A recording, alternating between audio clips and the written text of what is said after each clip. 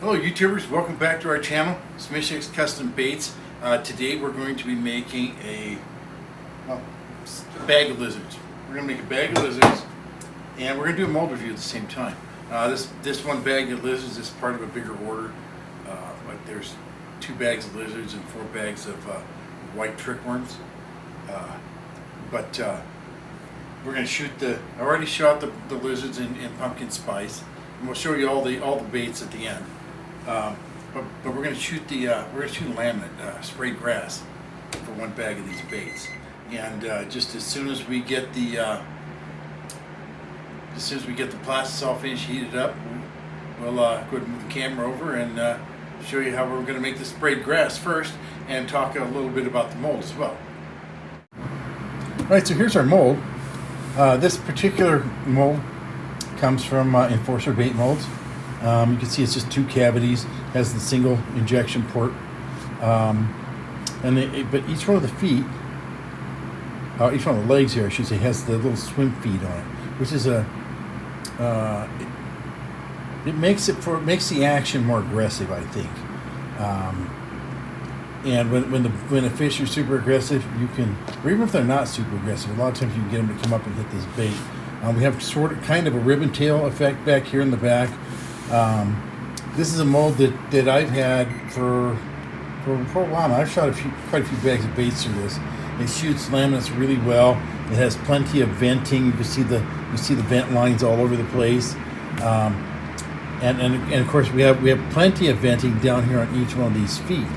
But because of the style of the foot, we will still have to make sure that I hold pressure so that all of the feet fill out and push the air out of these feet. We don't have little air pockets. That's the one side. You can see the other side. That was what we could call that other one the business side, because it has all the vents and whatnot. But this is the other side of it. It's really not any different other than the fact that you don't have vent lines. Okay, let's get the plastisol. Okay, so here's our first cup of plastisol. It's already been brought up to temperature, but the first cup, the top side of the base is going to be basically a smoke color. We're just going to put a few drops of black in.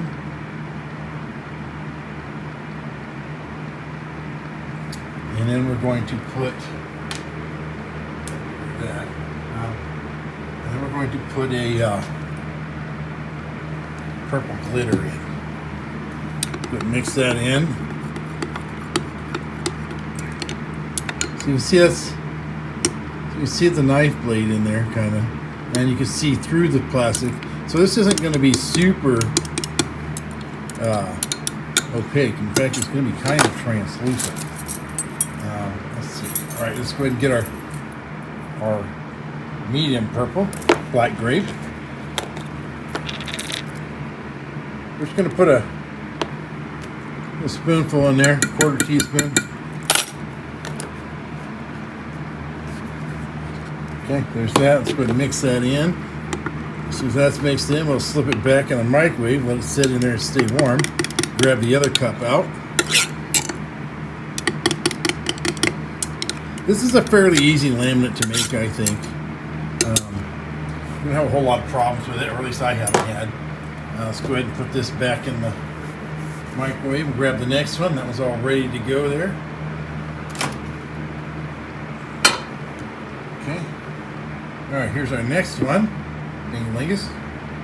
Set that over there. All right. Okay, so the bottom side, we're going to start off with a watermelon.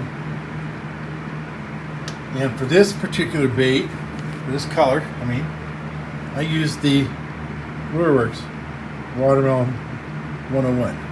Okay, let's go ahead and put some of that in there.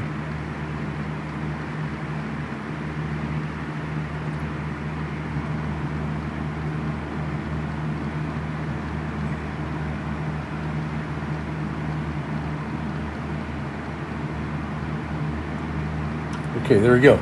I try to count the drops that I put in because I try to keep my baits looking consistent. When you order something, I want you to know what you're getting ahead of time. You don't want to I don't want to be experimenting with June bug. I've done this, by the way. Experimenting with June bug, and then later decide you don't like how the experiment turned out, so you change it back. Yeah, I've done that. Yeah, we don't want to do that anymore. So I just keep it the same. I do all my experimenting before I put the colors up on the website these days. Okay, now this, we're going to use, this is the 015 blue. I'm going to put a couple scoops of that in here with this watermelon. Okay. Right there. All right, let's go ahead and get that mixed up. Oh, and one other thing I need to do is I need to make these have small salt. So I'm going to pull that other cup back out here in just a second. We'll go ahead and put the salt in. Okay. Small salt is just 1 tablespoon.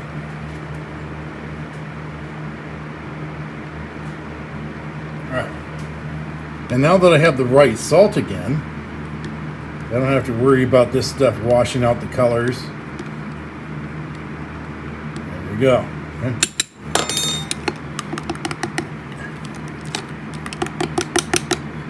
I don't have to reheat this again because that salt just really cools off the plastic salt. I can tell just in how thick it is, how the viscosity is. I'm stirring it with that butter. Okay, let's go ahead and grab the other one, and I'll put the salt in that one. Almost forgot to do that, by the way. All right, here we go.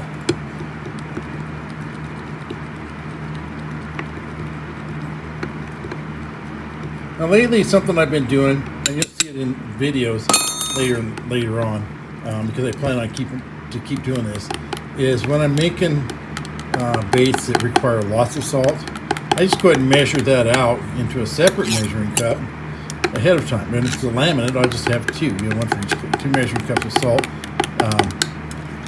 That way it's all counted out right and I don't get it wrong. But you'll see how I do that in the future, pretty soon probably. All right. Let me go ahead and bring that back up to temperature so we can go ahead and take that.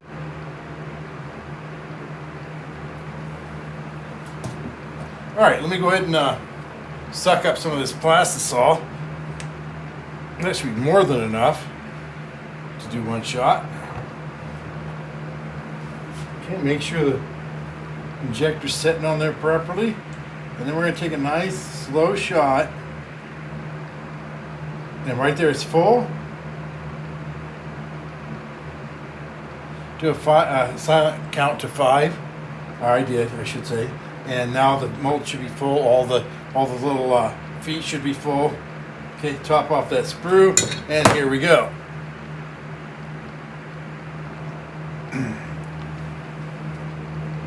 I think how a mold performs when you're shooting laminates says a whole lot about the quality of the mold and how it's made. So we're going to show you just how these look. In just a second, I'll show you those are the colors that'll be in the bait. One thing I love about this blending block is that's all the waste.